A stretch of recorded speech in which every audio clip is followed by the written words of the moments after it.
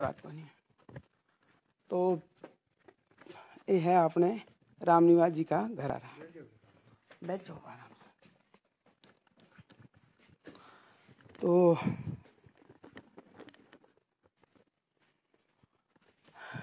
Last time Ramniwas जी से अपनी कद बात हुई? थोड़ा सा घूंघट ऊपर ले लेता। रात को 9 बजे। रात को 9 बजे। हाँ। तो क्या बात हुई वो जरा आपसे जानना चाहेंगे हम लोग कि उस दिन क्या बात हुई और कितना खुशी का माहौल आप दोनों के बीच में था। खुशी का अच्छा खासा माहौल था। सुबह बोले 6 बजे सीकर पहुंच के खाली करके और 8 बजे के लगभग घर पे पहुंच जाऊंगा।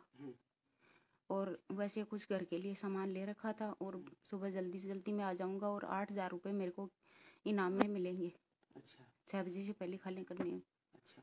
आराम से चल रहे थे उस टाइम पे। तो बोले खाना खा के ठीक है आप तो सो जाओ और मैं चल रहा हूँ, सुबह आ जाऊंगा घर पे।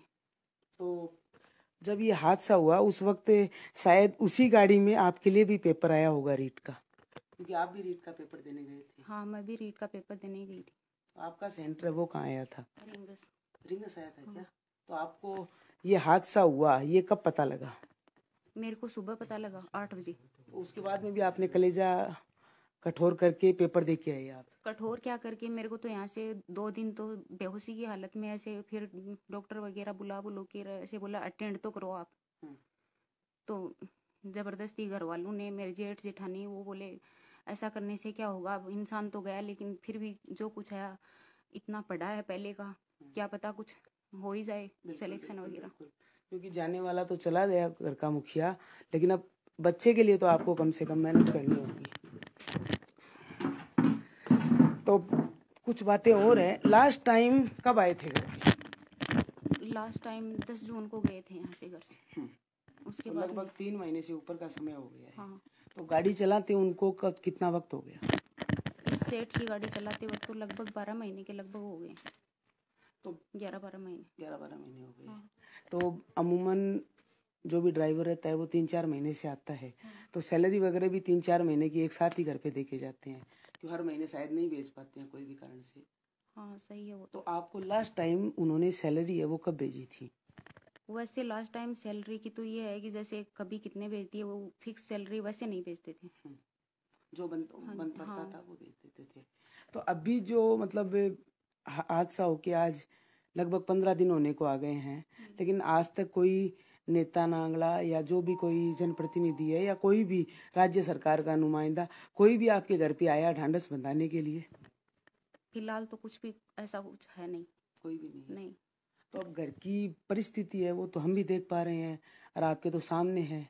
तो अब आगे का सामने क्या गुजर ही रहे हैं हम तो इस परिस्थिति। बिल्कुल बिल्कुल बिल्कुल वो तो दिखाई वो तो सामने लेट बात की समस्या है, रास्ते की समस्या है, पानी की समस्या है, सारा सब कुछ है। ये एक बच्चा है, इसका भी भरण पोषण करने में आपको पता ही है। बिल्कुल बिल्कुल। हम 2 जी हैं, न आगे कोई सास ससुर है और नहीं फिर आप तो भाई बंधु का तो समझते ही हैं सब। बिल्कुल बिल्कुल बिल्कुल। नहीं देखो, जिम्मेदारियां हैं वो जिस पे गुजरती है वो ही समझ पाता है, दूसरा शायद नहीं समझ पाए। लेकिन अब आप है वो क्या चाहते हो? क्योंकि अभी तक न तो कोई, क्योंकि रीट पे खासी जंग छिड़ी हुई है हर तरफ। ये पेपर लीक हो गया, ये हो गया, हादसा है वो कितने बजे हुआ, उस टाइम पे आपकी कब क्या बात हुई थी, जरा वो भी हमें बताइए।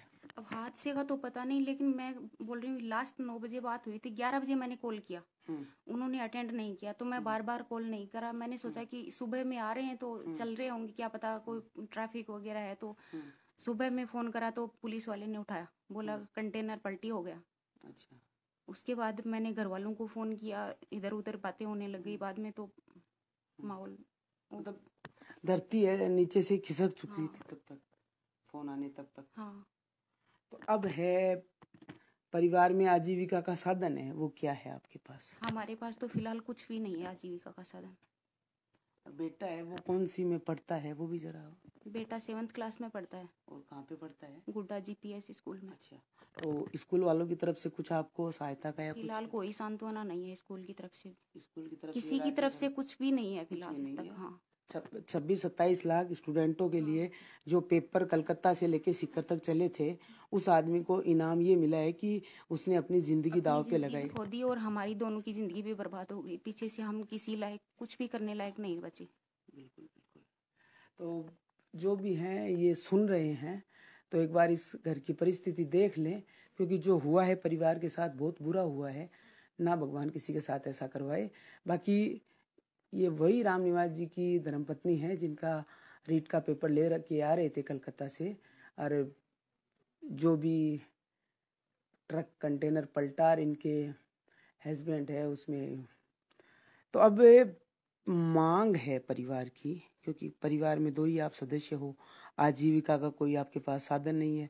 तो आपकी जो मांग है राज्य सरकार से या जिला कलेक्टर से या जो भी जनप्रतिनिधि हैं हमारे यहाँ के, उनसे आपकी क्या मांग है वो जरा बताइए हमें। मांग तो जैसे अब हमारे सामने कुछ खाने पीने के लिए भी वो भी समस्या आ गई, तो अब आर्थिक सहायता के रूप में या फिर नौकरी वगैरह कुछ तो होना चाहिए ना हमारे पक्ष में, सोचना चाहिए सरकार को भी। सरकार की सेवा में ही काम, इसी संबंधित जो ये हादसा हुआ है इससे संबंधित ही तो हुआ है। बिल्कुल।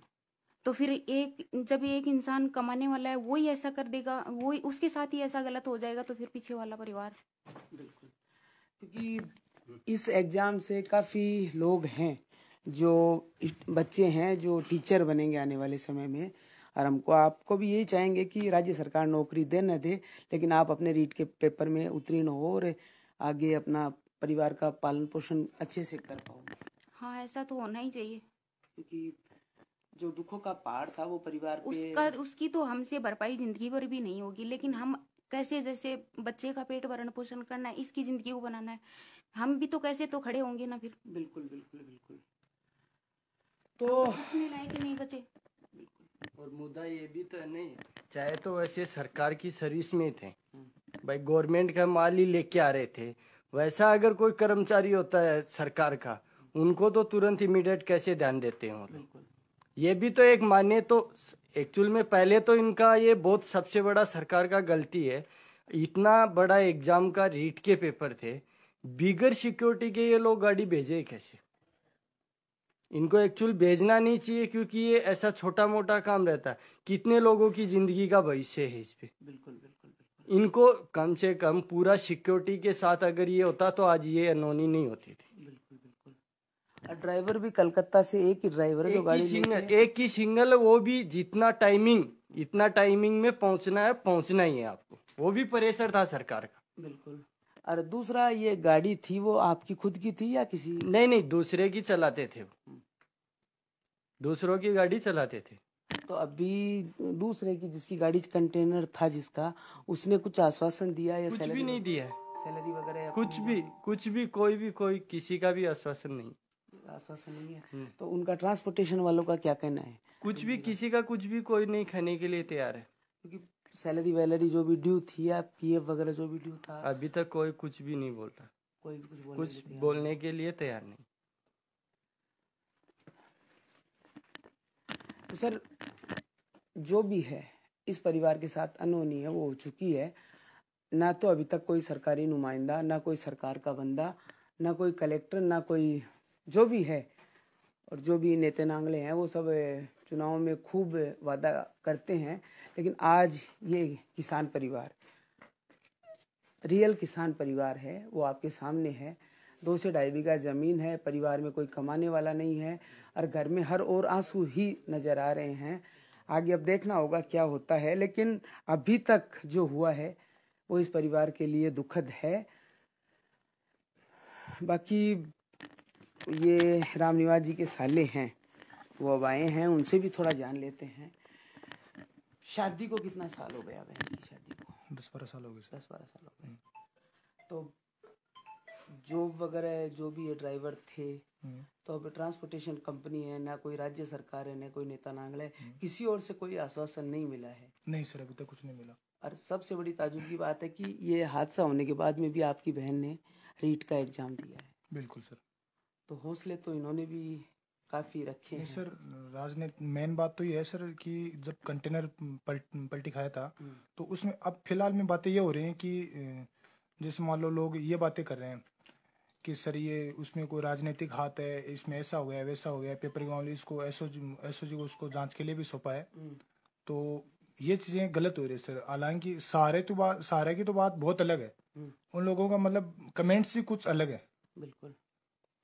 और एक 27 लाख लगभग स्टूडेंटों ने रीट का एग्जाम दिया है, तो वो एग्जाम में के टाइम से अगर 2 घंटे भी लेट होता पेपर तो पूरी सरकार अस्त व्यस्त हो जाती। उस आदमी ने पूरी अपनी रिस्पॉन्सिबिलिटी निभाई और राजस्थान गाड़ी वक्त पे पहुंचाई। बिल्कुल सर। अब जो भी देखो हादसा हुआ वो न प्रत्यदर्शी आप थे न मैं था, जो भी थे, लेकिन आप लोग जब सूचना पे वहां पहुंचे तो क्या नजारा था वो आपसे जरूर जानना चाहेंगे। कब सर? जब हादसा हुआ था और आप लोग दूसरे दिन सुबह पहुंचे थे तो क्या वहाँ पे जो कंटेनर था वहाँ पे क्या नज़ारा था वो जानना चाहेंगे आपसे। नहीं वहाँ पे सर वो था, हम वहाँ पे गए थे तो वहाँ की एक जो आवारा पशु था वो मरा पड़ा था, ठीक है। साथ में 2 गार्ड थे, एक अपने जो जीजा जी रामनिया जी वो थे, ठीक है। तो उनकी ऑन द स्पॉट डेथ हो चुकी थी और साथ में 2 गार्ड थे, उनमें से एक गार्ड का पैर वगैरह कट गया था, उनकी भी डेथ हो गई थी। अब बता रहे हैं कि एक गार्ड अभी तक भी जीवित है, ठीक है। अब मतलब नई नई बातें सामने निकल के ये आ रही हैं कि फिलहाल में ये बोल रहे हैं कि सर उस कंटेनर को जबरदस्ती पलटवाया गया था, तो उसके लिए हम वो जांच करवाएंगे, ये करवाएंगे। जो भ्रष्ट नेता है वो उस मैटर को राजनीतिक मैटर में तब्दील कर रहे हैं। बिल्कुल बिल्कुल बिल्कुल। नहीं, काफ़ी मतलब ज्ञापन वगैरह भी दिए जा रहे हैं और कुछ नेता है वो सड़कों पे भी बैठे हैं रीट एग्जाम को लेके, लेकिन पशुधन अगर सामने आ जाता है तो शायद इतना बड़ा हादसा सवालिया निशान उठाता है। देखो मैं तो यही कहना चाहूँ। नहीं बिल्कुल सही है सर। पशु को बचाने के चक्कर में ही मतलब ये इतना बड़ा हादसा हुआ था, वरना अपनी जान कौन गवाता है? बिल्कुल, सबको अपनी जान प्यारी है। तो आप लोग जब सुबह पहुंचे तो कंटेनर एकदम बिखरा पड़ा था या क्या? बिल्कुल पलटी खाया हुआ और था। पेपर वगैरह वो किस कंडीशन में थे? नहीं उनको तो रात को पुलिस ने अपने गिरफ्त में ले लिया था और सही सलामत पहुंचा दिया था। अच्छा, पुलिस ने अपने हाँ, तुरंत ही कंटेनर खाली कर दिया था एक्सीडेंट खाली के करवा बाद? दिया था वहाँ से। अच्छा, तो आप लोग गए थे तब कंटेनर में कुछ नहीं नहीं था? कुछ नहीं था, खाली था। खाली था, बस सिक्योरिटी गार्ड के लोग खड़े थे हाँ वहाँ पे। वहाँ वो खड़े थे। बिल्कुल। तो अब राम निवास जी की धर्मपत्नी से है वो आखिरी कमेंट जान लेते हैं। अरे जो भी इनकी मांग है या जो भी इनको राज्य के जो भी जिम्मेदार लोग हैं जो इस जिम्मेदारी को निभाना चाहते हैं वो एक बार इनके घर पे आएँ, कम से कम आर्थिक सहायता न सही सांत्वना बनाने के लिए आएँ। तो आप क्या कहना चाहते हैं, वो लास्ट कमेंट आपके। अब कहने के लिए तो जो कुछ भी मैंने कह भी दिया है और आपके सामने भी है, इसमें या आर्थिक सहायता, नौकरी वगैरह जो भी है, मतलब सहायता तो होनी चाहिए। क्योंकि परिवार का पालन पोषण है, पालन पोषण सारी जिम्मेदारी मेरे ही ऊपर है। एक बच्चा है, बिल्कुल बिल्कुल। ये बच्चा भी आप 7th क्लास में, आप देख लो किस कंडीशन में है हम। बिल्कुल। तो राम निवास जी का बेटा है, उससे भी 2 शब्द ही बात करेंगे, लेकिन बात जरूर करेंगे। कौन सी क्लास में पढ़ते हो बेटा? 7th। 7th में कहाँ पे? गुड्डा। तो बाकी दोस्तों जो भी हैं सरकारी नुमाइंदे, उनसे निवेदन है कि कम से कम, ज़्यादा कुछ नहीं, आके इस परिवार को सांत्वना बंधाओ। बाकी रीट का एग्ज़ाम है वो राम निवास जी की धर्मपत्नी ने भी दिया है, तो इनको बेस्ट ऑफ लक कि इनका भी सिलेक्शन हो और अपने परिवार की जिम्मेदारी निभाए। लेकिन जब तक जिम्मेदारियां न निभाई जाए, कम से कम सरकारी नुमाइंदे या जो जिम्मेदार लोग हैं वो इनके पास आएँ और सांत्वना बंधाएं। तो इसी के साथ आज का ये लाइव है वो पहली बार दुख भरा हुआ है, लेकिन एक बड़ा इंटरव्यू था रीट एग्ज़ाम को लेके, क्योंकि रीट एग्ज़ाम में लगभग 27 लाख स्टूडेंटों ने एग्ज़ाम दिया था और उसी एग्ज़ाम के पेपर लेके हमारे सिंगनौर के ओदारा के पास के राम निवास जी हैं, वो कलकत्ता से निकले थे सिक्कर के लिए, और घर वालों और उनके बीच जब भी बात हुई तो एक खुशी का माहौल था, क्योंकि घर पे आना था, शॉपिंग वगैरह भी की थी। और धर्मपत्नी से रात 9 बजे बात हुई थी कि सुबह 8 बजे घर पे पहुंचेंगे, लेकिन होने को किसको पता था कि 8 बजे वो नहीं, उनका पार्थिव देह है इस घर में पहुंचेगा। तो अब जो भी जिम्मेदार लोग हैं वो अपनी जिम्मेदारी निभाएं, आगे आएं और इस परिवार के लिए जो कर सकते हैं उतना करें। धन्यवाद।